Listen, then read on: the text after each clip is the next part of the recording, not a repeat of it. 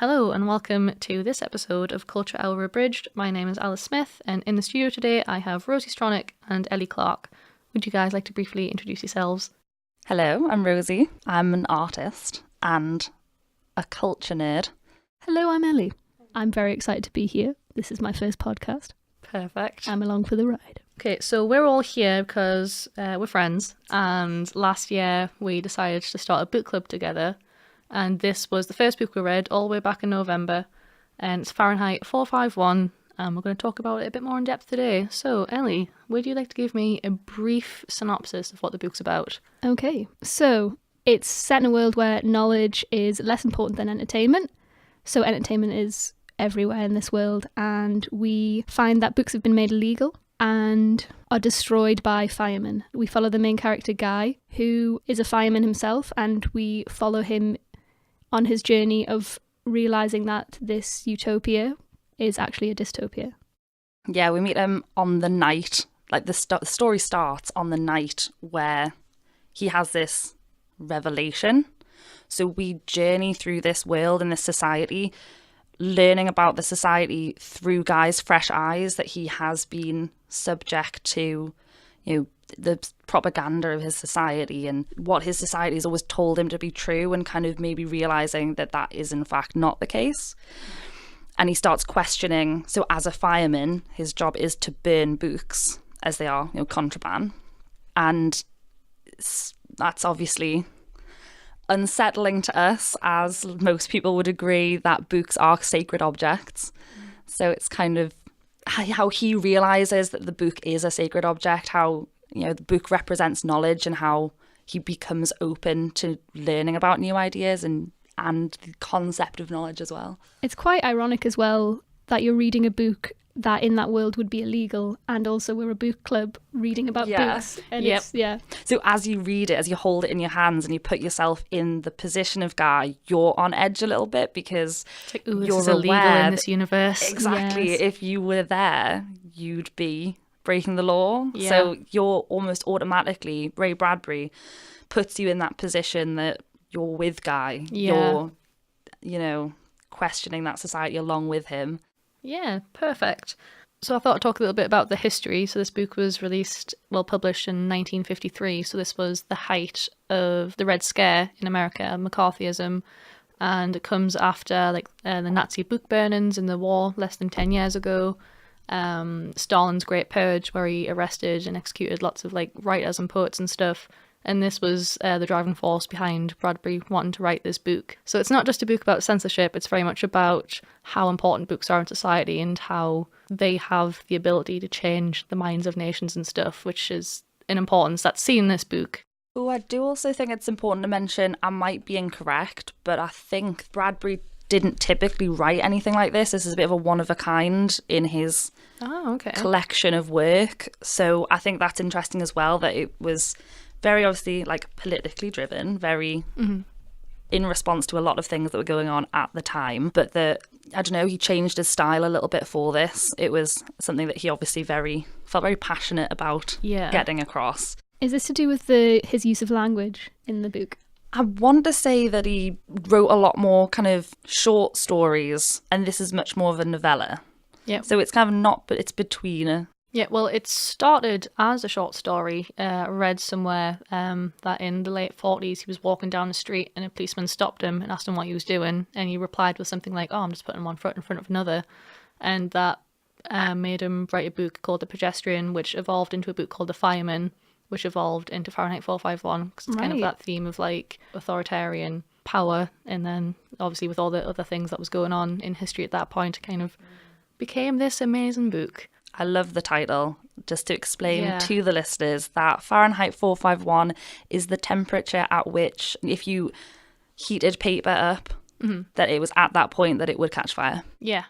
That's such a clever title. It is. So good. I love a clever title. Is it explained in the book, or is that just the title? No, I think that's just the title. No, yeah, it's just the title, yeah. So I thought we could go around and talk about people's favourite bits of the book, or most interesting parts of it.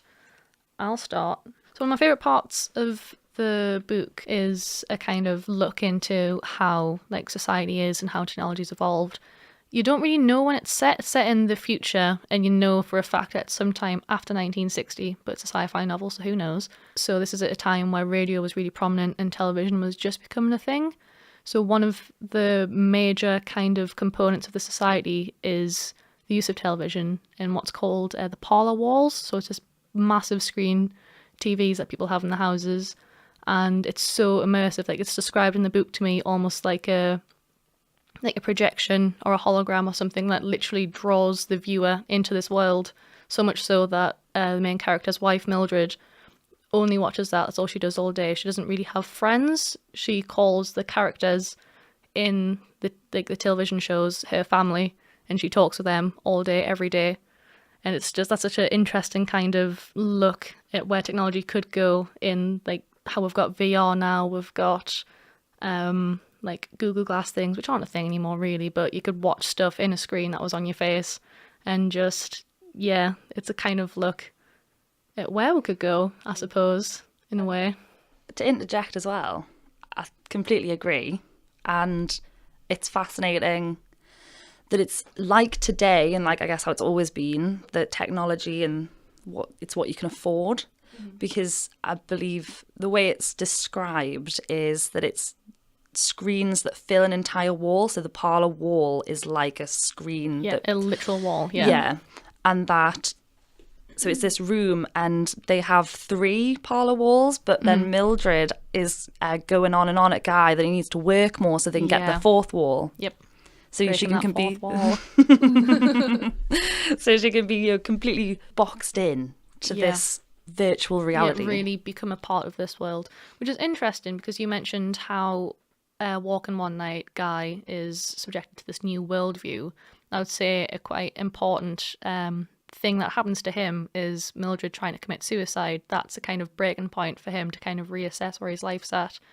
And it's interesting how she, after we find out that she's tried to kill herself and people come to just fix her, they just pump her stomach and pump her full of new blood and erase her memory, and she's good to go. After that, she immediately seeks kind of refuge in this like unreality to just become a part of this these 4 walls of entertainment constantly. So it's like she's really trying to hide from like the world the way it is. And suicide is kind of, it's so common in this world that people just kind of hide away from the actual problems themselves. Yeah. It seems as though entertainment is just the salve to kind of solve everything, and people kind of seek refuge in that. And like Guy doesn't really confront Mildred about why she might want to kill herself. He doesn't really confront it himself either, so it's just something that's kind of looked at, moved on from, kind of forgotten. Yeah. And throughout the book, there's so many mentions to suicide. Yeah. As if it's a common thing. And it just really enforces, like, no one is happy. No. And they don't know how to deal with their feelings or emotions because media has taken over, and entertainment, most importantly, has taken over. Yeah. So, like, conversation, there's no room for conversation. There's no room to share ideas or express yourself. So it's very internal, very represented by the parlour, that you are just enclosed and being bombarded with, because the media that they describe, well, the way Guy describes it is it's just colour, abstract colours and shapes and really overwhelming sounds. It's nothing, there's some kind of plays and things like that we'd identify as being entertainment, but there's parts where he just describes it as abstract colour and sound just washing over her, and she's just basking in it. Yeah, and it's not even anything recognisable, it's just distraction. Yeah. What would be really interesting is looking, because obviously that's Guy's point of view, and like we identify with Guy as like the narrator of this world, and we kind of see it through him. Seeing it through Mildred's point of view, because she's so used to living in that world with a family and living with the parlour walls, that she mustn't see it like that at all. That must just be a need for her. Yeah. In a lot of ways. I would love, so there's only a handful of main characters, and I would love I would love so much more than anything else to have this exact book from each one of their points of view. Yes. Yeah, that'd be really interesting. Because as I say, we meet Guy at this turning point in his life, and that's how we interpret this story. But what about his wife or his boss, or he meets an academic who's kind of in hiding, and I want to know how they see the world. Yeah. Because honestly, Bradbury has opened up this fascinating world, and we just get a glimpse of it, and he does. It's a short book. It's what, like 200 pages less? Yeah, something like that. And so it's short and sweet. It's concise, Yeah. but it definitely leaves you wanting more. It really does, yeah. It's very, very good. Okay, so Ellie, do you have a favorite bit of the book, or like a kind of really interesting aspect of it that you like to talk about? Ooh, I thought the suicide one is a really interesting aspect of the book. But looking when Guy looks into the grate, or where he's been hiding books, and there's loads of books stacked up, kind of hints towards the fact that he's done this before, almost, or like. Oh, should we talk about that a bit first? Yeah, like he goes through the cycles of like collecting these books, and he doesn't even realize he's doing it. It's just in his hands.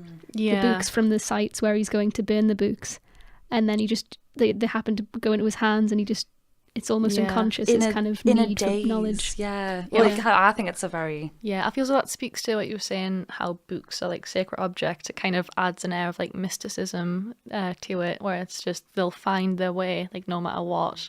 As a self-proclaimed culture nerd, I do think there's just something deep inside us that kind of calls out to knowledge and the sacred object, and sacred in the way that it has value, not with any kind of spiritual connotations, just that it is something of immense value, whether it's a value to you or value to someone else. Like, it's just something so like we want to protect it and keep it safe. And honestly, that's the real turning point. You're like, just to develop on what you're saying, that like his job is to burn books, but you do get that feeling that over his time as a fireman, he's been secretly to himself, been hiding books. And that's insane that he doesn't even register he's done it. And I think that kind of that becomes apparent in another character, a really interesting one called Beatty, who is Guy's boss. And like, he is a very knowledgeable man. He's read lots of books, and he lets you know that he has, but he obviously did the right thing and burned them within like 24 hours or something. They give firemen leeway. Yeah, because they're around the books all the time. They understand the temptation. Yeah, and this is something that Beatty explains to Montag, but like in a way of telling him without really confronting him about it. He's saying, if a fireman was to have a book, he could read it, but within 24 hours, if he doesn't burn it, the fireman will come and burn him in his house. And it's just super sinister, and he's such an interesting character, because like he's awful, but like when you can kind of understand him a bit, because he's racked with this kind of like all the knowledge that he's gained. Like him and Montag have a kind of a face off, wherein Montag like kills him with a flamethrower, but it was a flamethrower that Beatty gave to Montag, and he was goading him on about it, and Montag reflects later that Beatty wanted me to kill him, he even gave me the weapon to do it. So it's kind of, as you were saying, Ellie, like suicide, like that's essentially what it was. Yeah. But not in the same way. I've just had a thought. So the idea is that, like, so they're burning books, they're burning knowledge. They are. Could you argue then that Beatty himself was a book? That he contained that knowledge and therefore had to die? He had to be burned specifically. I think and a fireman had to burn him, and he knew that. I think that was something that Beatty's a very, very clever man. Yes. And there's a great, when he basically first finds out that he deduces that Guy has taken a book because he knows. Yeah. And I think it's that he sees himself a little bit. Definitely. And I think I see a big comparison between the two.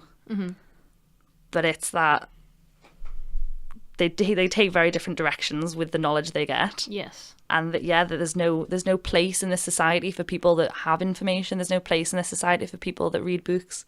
So in that way. Well, I was gonna say, you're saying like Beatty like is a book essentially, and so he must be burned. that kind of makes you think of the drifters at the end. So Montag goes on the run. There's this whole like media kind of scandal about it, trying to find out where he is.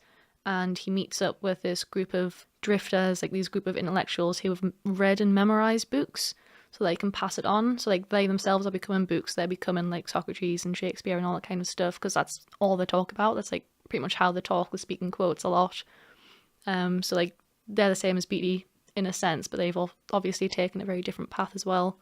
So Beatty's kind of halfway between a fireman and then a drifter in the way that he kind of embodies knowledge, but in the end has to die. Yeah. I think because he chose to stay in the society where books must be burned, and he became a book, he then must be burned. That's... Yeah, it's kind of the product of the society he's in. Like, that's how he knows it works. Whereas the drifters remove themselves. And although they're drifters, they're outsiders. Mm-hmm. They're... I don't want to use the word safe, but they've released themselves from the toxic entertainment. Yes. And literal toxicity. They're safe from the city because it gets bombed by a nuclear explosion at the end. Throughout the entire book, from the very first chapter, I would argue, there's underlying references to a war, but you're never ever told about it. You don't know who's in the war, where the war is, what it's about.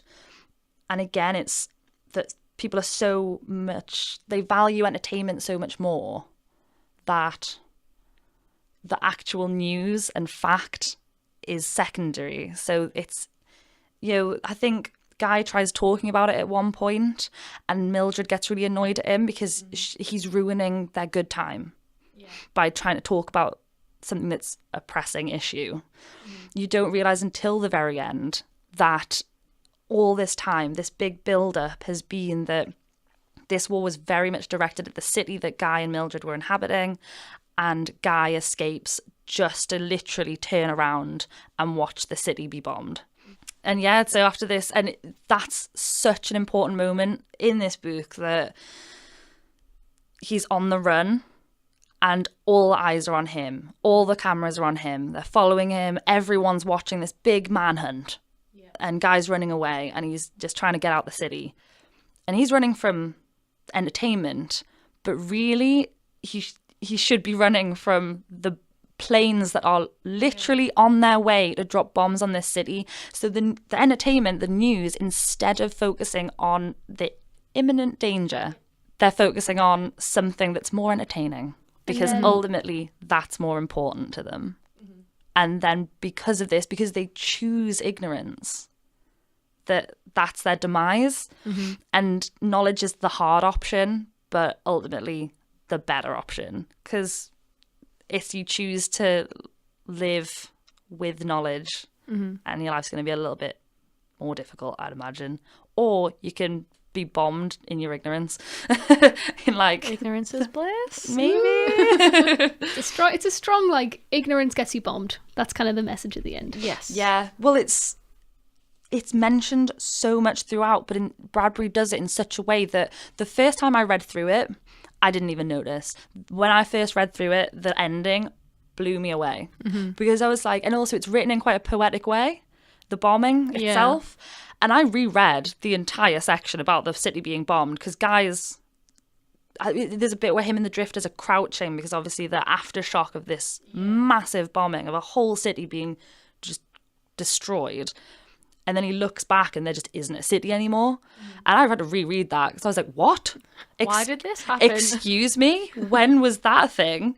But rereading it, it's everywhere. It's absolutely everywhere. So Bradbury does it in a way that you don't even notice. He really puts you in this society, puts you in a position where you are also only getting half of the story at any given moment. So too distracted by the entertainment that is the novel. Exactly. That kind of hit the nail on the head. Links to maybe the Cold War as well, in the terms of like there was a constant threat of being bombed. Yes. And in the end they do get bombed, but just that constant, it's in the background lurking but people don't really acknowledge it, that was kind of a very present kind of theme in the Cold War itself. Yeah.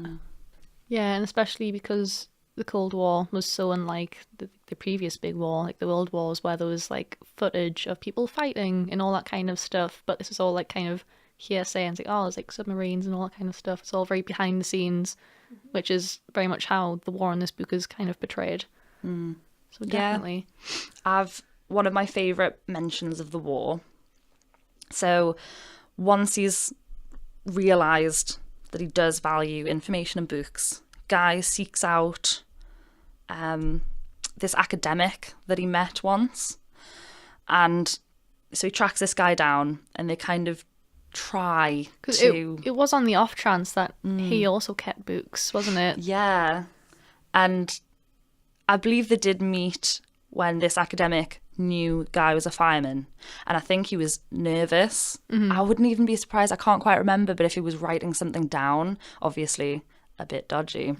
But I think when he first gets in touch with him, it's Faber, isn't it, the academic? Yes. So when Guy first gets in touch with Faber, Faber thinks he's come to burn him or has come to turn him in or is threatening him in some way. And it takes, like, they kind of build a relationship where they're on the same page. Hey.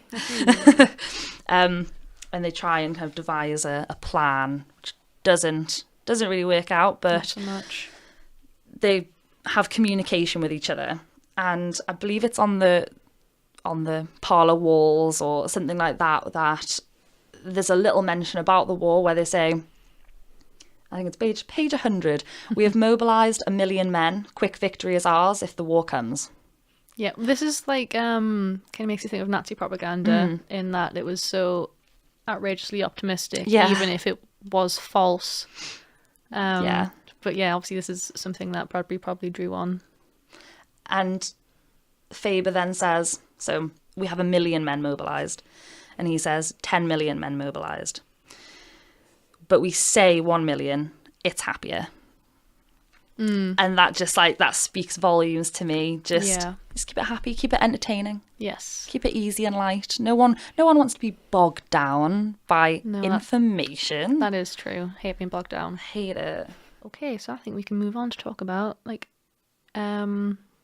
contemporary comparisons, because obviously there's a lot of we're very excited about this bit. It's a very exciting bit. There's lots of clear comparisons with the historical context, but over 50 years later, I think a lot of people can argue that this book is very relevant to the kind of social, political and media landscape that we have today. Ellie, what are some of your thoughts on this? I think primarily about the kind of the technology aspect in terms of, obviously, social media is kind of becoming more of a reality in itself. So it's not just something that's over there, it's more integrated into life now. And that's kind of what's touched upon in terms of the parlour walls and the seashells that are present in Mildred's ears all the time. So that she kind of just lip reads another reality, but that is her reality now. And it's getting to the point where you could just be in social media and that could become your reality, because the technology is getting to such a point where you can just be in that reality. Yep. Because it's very much considered like social media and social kind of networks. You can put anything on there. It could be fake. It could just be completely made up. But that it exists on there makes it some kind of real. So like everything that exists on there exists there, one, forever, and two, like in such a way that it has this weird sense of authenticity about it, and people can just kind of embrace that.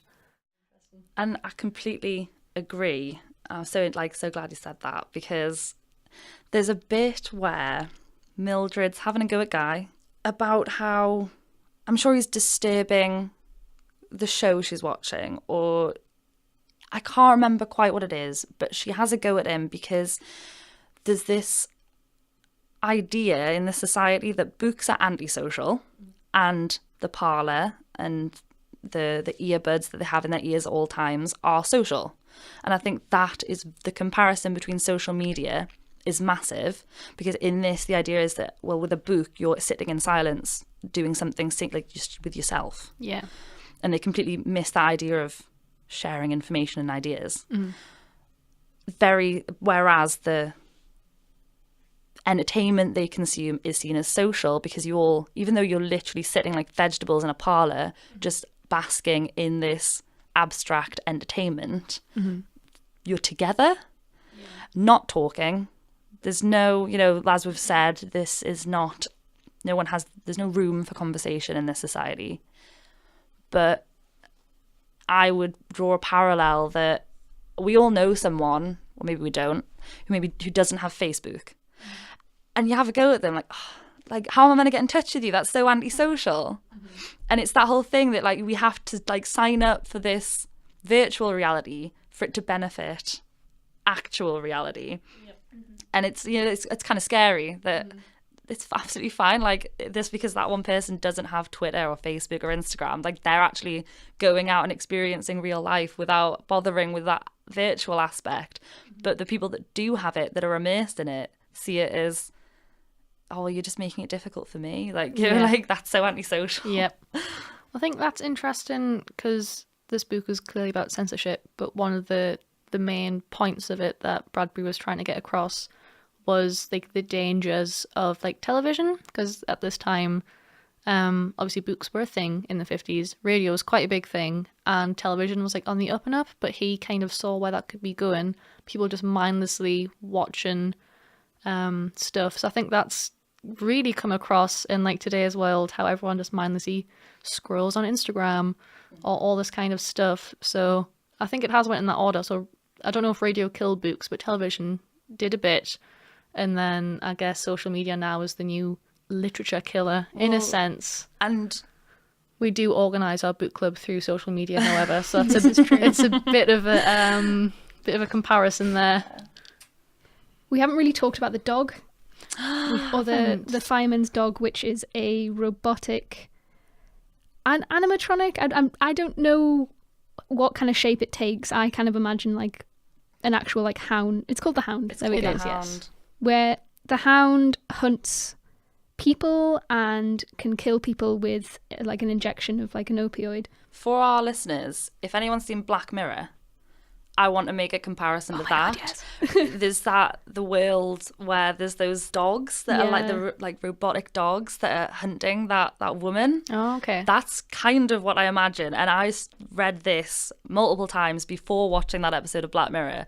But I think if you're asking for a visual, comparison, that. See, I was imagining K9 from Doctor Who. Oh, I'm so glad you said that, because honestly, that's kind of what I was imagining before, but that's not as scary as Black Mirror. So It's we're gonna not. go with No, that. it's delightful, really. I But love K9. There's like a bit on the Black Mirror episode. Sorry to spoil it. I'm sorry, guys. But God, Ellie.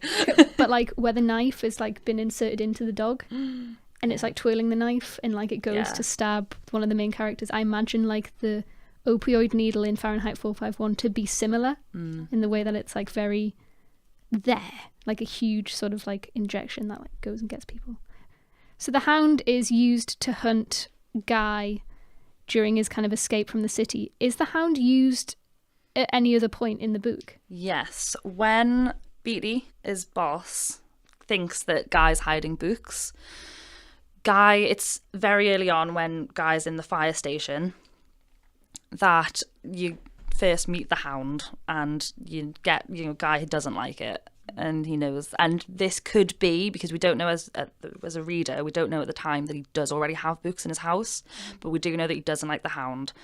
When he's revealed that he's hiding books to Mildred and also kind of admitted it to himself, he becomes very paranoid. There's a bit where he thinks there's something outside his front door, and because you can hear a sniffing and scratching. yeah, and I'm very certain that's the Hound, and I think that's because Beatty sent the Hound. And I think because it, again, like, let's briefly, it's a fireman, a word we all know very well as protectors from fire. Very opposite to this. And we did make a brief comparison before recording about Margaret Atwood, who we've also read at book club. And obviously in Handmaid's Tale, they use words that we're familiar with today and contrast their meaning in a different kind of society, and it is uncomfortable. Think of like the uncanny, taking an idea that we're comfortable with, subverting it. And I think it's very similar to how fire stations did have dogs, and there's rescue dogs and things like that. But then the idea of this hound is to destroy and to hunt. And yeah, so getting back to the contemporary points, so if you look at the hound, it's sort of this independent robot that can be used to hunt people. So if you look at where some technology is going in terms of AI, for instance, where we're making machines that can learn themselves, there's a big debate going on at the moment looking at AI and how it can be weaponized. So Google is kind of linked to a lot of defense companies as well, because it's a monopoly. But there's a big push to try and prevent AI from being weaponized, to the sense that it can recognize people or specific things and then be used to make weapons more accurate or learn how to make weapons more accurate. And I think that kind of links to the hound in a lot of ways, of this technology in this book can be used to hurt people as well as entertain. And we're kind of getting more to the point where technology in kind of 2018 or even now before 2018 can be used to harm people in maybe a similar way. Oh, yeah, definitely, I agree. Yeah. I mean, That was a bit of a serious one, I'm sorry. no, that no. was fantastic. It's Honestly, like, oh, this book, man. it's so good. Like, if we're not convincing you to read it, we're honestly not doing it any justice. Nah. I just want to throw in that if you don't buy into the idea that sci-fi like predicts the future, or that life goes on to mimic sci-fi, if you're interested in that, or if you don't buy into it, or if you want to know an example of that, read this book. Because it's honestly quite jarring, some of the similarities. It really is. I want to talk about the seashells, Please do. which is one of my favourite things. And I talk about this in pubs a lot. Don't ask me why. But when I'm trying to convince people to read this book, and I'm talking about how it is scarily similar, it has aspects of, media as a distraction rather than informing, and fake news and all this sort of stuff. But right down to the way Bradbury describes this stuff, it's honestly quite horrifying. When was this written? It was published in 1953, but he was working on it for like a So few it was years. written in the 50s. Cast your mind back. I remember it well. And so we've kind of touched upon it already. Mildred's completely absorbed in this virtual reality that she's kind of creating for herself. One of the things that everybody has is these kind of little, they're described as bees or seashells, they're little earbuds that people put in their ears, and they're always talking to you. He describes it as they're always chattering away. So people are always, even when they're asleep, they keep these things in. And there's a point where I think very early on, it might be after the suicide, and Guy's kind of describing Mildred a little bit. And there's a point, he makes a point of saying she always has the earbuds in, both earbuds, so that she doesn't actually hear the real world anymore. She's learned to lip read. It's consuming her. She's not consuming it, it's consuming her. Yep. But the way they're described as little white seashells, I'm really sorry. If you're not imagining Apple's wireless headphones, I don't know what you're thinking about. Yeah. Because this was the 50s. Apple was a fruit. Yeah. That feels like normal headphones weren't as much of a thing. Like, certainly not something No. you could fit in an ear. And Yeah. then when you think headphones became these massive things you put over your ears like a headband. Mm-hmm. And then, it's taken decades for that to be real. And I read this, even so my dad passed this along to me. The copy I've got as well is his. And he recommended it. Even when my dad read it, that wasn't real. It's become real since, you see what I mean? Like, my dad would have read it in maybe the 70s or 80s. And then in like the 2000s, he gave it to me. Only then was it really like realized. Yeah. And that's mental to me. That's just insane. And it makes me so excited because, I mean, there's that whole thing of, was it Star Trek, where the sliding doors of the spaceship and automatic sliding doors weren't real? Yeah, it's fantastic. And then it became real. Like, that's a minor version, but this is spooky, if you ask me. It is. That is one of my favourite things about sci-fi novels, how they're all made as all these fantastical technological revolutions are made as something so mundane in that sense, like sliding doors in Star Trek. You just walk through it. The parlor wall is just a television. Seashells are just headphones. It's like so out there for the time it was written, and it's just so normalized, both in the context of whatever the book is and in contemporary society. And that's just a great thing. And I think that is where we'll end this episode of Culture Hour Abridged. Thank you so much, guys, for coming along. It's always great talking about books. It is Thank always you good. for having us. This has been so much fun. Thank you very much, Alice. Perfect. I'm glad you enjoyed it. And we'll see you next time on Culture Hour Abridged.